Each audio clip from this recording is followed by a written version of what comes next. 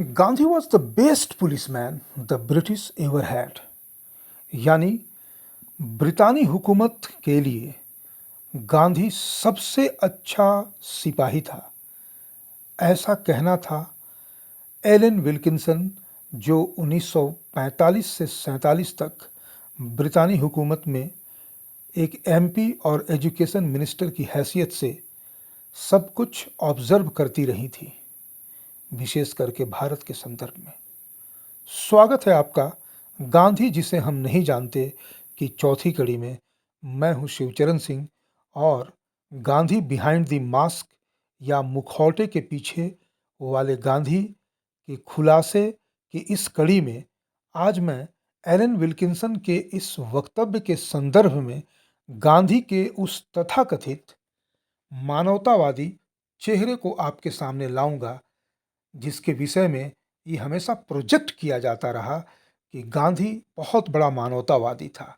कितना बड़ा मानवतावादी था, इसकी चर्चा हम इस रूप में भी देख सकते हैं, क्योंकि पिछले एपिसोड में मैंने बताया था कि गांधी ने जुल्लू वार मेडल, बोयर वार मेडल और कैसरे हिंद की उपाधि को लौटाया था जलियांवाला बाग की घटना से दुखी होकर के नहीं, बल्कि मुसलमानों के उस मांग को ब्रिटानी हुकूमत के द्वारा ठुकराए जाने से, जिसमें वे कह रहे थे कि मोहम्मद के समय से चले आ रहे खलीफा की संस्था को टर्की में फिर से इस्टेब्लिश किया जाए।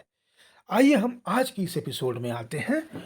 आज मैं फिर से एक बार बोयर वार और जुल्लू वार की चर्चा करूंगा और हम जानने का प्रयास करेंगे कि ये जो छोटे छोटे इवेंट साउथ अफ्रीका में हुए और बाद में गांधी को अहिंसा का, मानवतावाद का, और उससे भी खतरनाक अब तो एक नया वाद आ गया है, गांधीवाद, जिस जहर को आज हमारे स्कूलों में, विश्वविद्यालयों में और तमाम तरह की संस्थानों में घोल घोल करके लोगों को पिलाया जा रहा है गांधीवाद के नाम पर। कितना बड़ा मानवतावादी था। चलिए हम शुरू करते हैं। गांधी को मिला था बोयर वार मेडल। 1899 में साउथ अफ्रीका में बोयर वार हुआ था।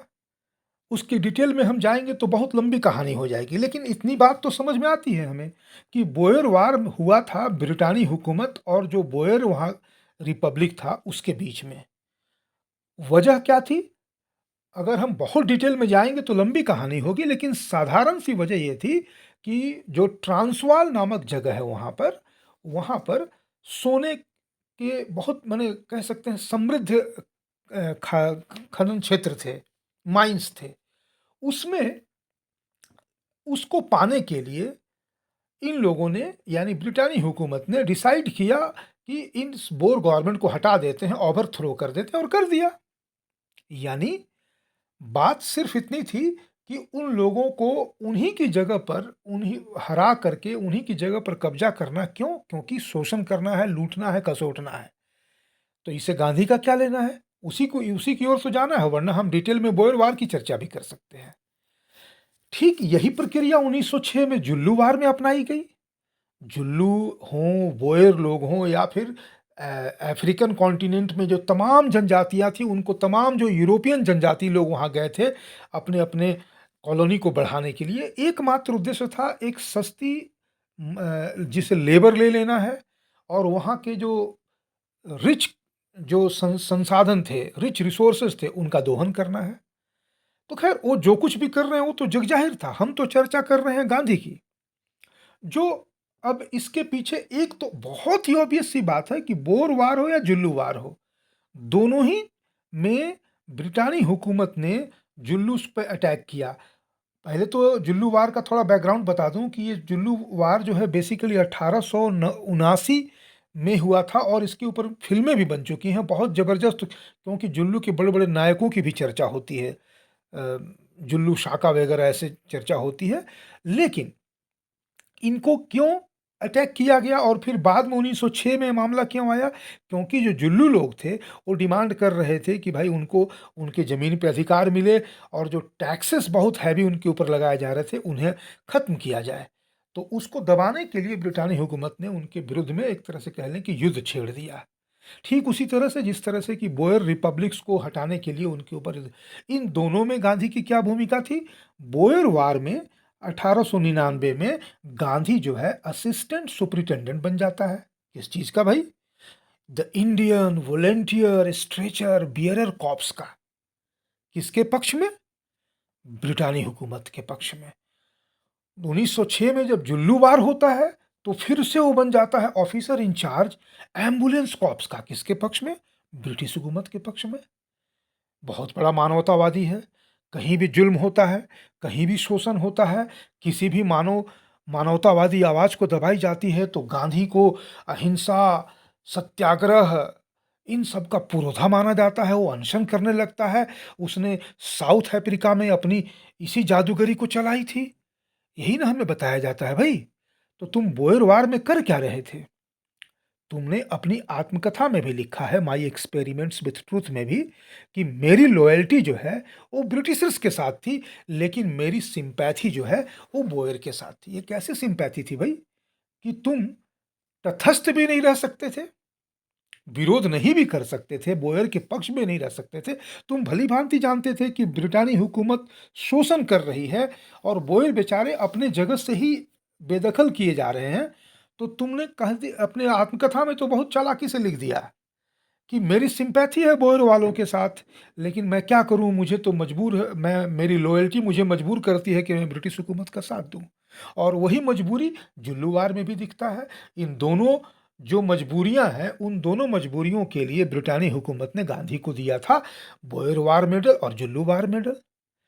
बाद में 1915 में साउथ अफ्रीका में और इंडिया में आने के बाद भी जब गांधी ने ब्रिटानी हुकूमत के लिए हर समय हर संभव प्रयास करके, चाहे वो फर्स्ट वर्ल्ड वार हो, चाहे और भी जगहों पर जहाँ जहाँ ज़रूरत पड़ी, गांधी ने हेल्प किया, तो उसको रिकॉग्नाइज करते हुए ब्रिटिश हुकूमत ने उसे कैसरे हिंद की उपाधि दी, एक तरह से सम्मान दिया। ये सारी चीज़ें हो रही हैं और हम क्या जान रहे हैं? Gandhi was a great humanitarian whose heart began to melt at the very mention of somebody crying, the humanity crying। क्या बोयर रिपब्लिक में जो लोग मारे जा रहे थे उनके लिए तुमने वॉलेंटियर स्ट्रेचर बियरर के रूप में काम नहीं किया? अगर मान लेते हैं कोई बोयर घायल है, तुम उसे नहीं उठा रहे, वहां तुम्हारी मानवतावादी दृष्टि काम नहीं कर रही है। अगर तुम जुल्लू वार में भी एम्बुलेंस कॉर्प्स में हो तो you are picking and choosing only the British soldiers. वाह! इतना महान आदमी, उस उस महान आदमी को इतना बड़ा मानवतावादी बताया गया जिसने क्रूर अंग्रेजों का साथ दिया इन दो युद्धों में, जिसको रिकॉग्नाइज करते हुए ब्रिटिश हुकूमत ने इसे दो दो मेडल्स दिए। और इसी लाइट में एलन विल्किंसन ने कहा था कि Gandhi was the best policeman the British ever had in India. क्या बात है! और आज जब हम गांधी के इस सही चेहरे को दिखाने का प्रयास करते हैं तो होता क्या है? फिर हंगामा बरप जाता है। नहीं नहीं, गांधी वॉज रियल ह्यूमैनिस्ट, ये वो सारी बातें होती हैं। इस तरह के खुलासे आज सिर्फ आज की जरूरत नहीं है, बल्कि इस तरह के खुलासे से ही हम, जो भारत में आज गलती हो रही है, आज भी नोटों पर गांधी छप रहा है, आज भी चाहे वो कोई भी संस्थान हो, गवर्नमेंट बिल्डिंग हो, जुडिशियरी हो, एग्जीक्यूटिव हो, पार्लियामेंट हो, ये हो, सब जगह गांधी गांधी गांधी। और अगर केवल गांधी है तो कोई बात नहीं है, गांधी का झूठ उसके साथ चलता है। क्यों नहीं बच्चों को ये बताया जाता है? उसको अगर बोयर वार के बारे में भी बताया जाएगा तो ये नहीं बताया जाएगा कि बोयर वहाँ के मूल निवासी थे, जुल्लू वहाँ के मूल निवासी थे, लड़ाके थे, अपने अधिकार के लिए ब्रिटिश के खिलाफ खड़े थे और ब्रिटिश ने उनका मुंह बंद करने के लिए उनको, उनका ना सिर्फ शोषण किया बल्कि बहुत ही क्रूर और नृशंस तरीके से उनका दमन कर दिया। और उस दमन में गांधी ब्रिटिशर्स के साथ था। इस बात को हम क्यों नहीं बताते हैं?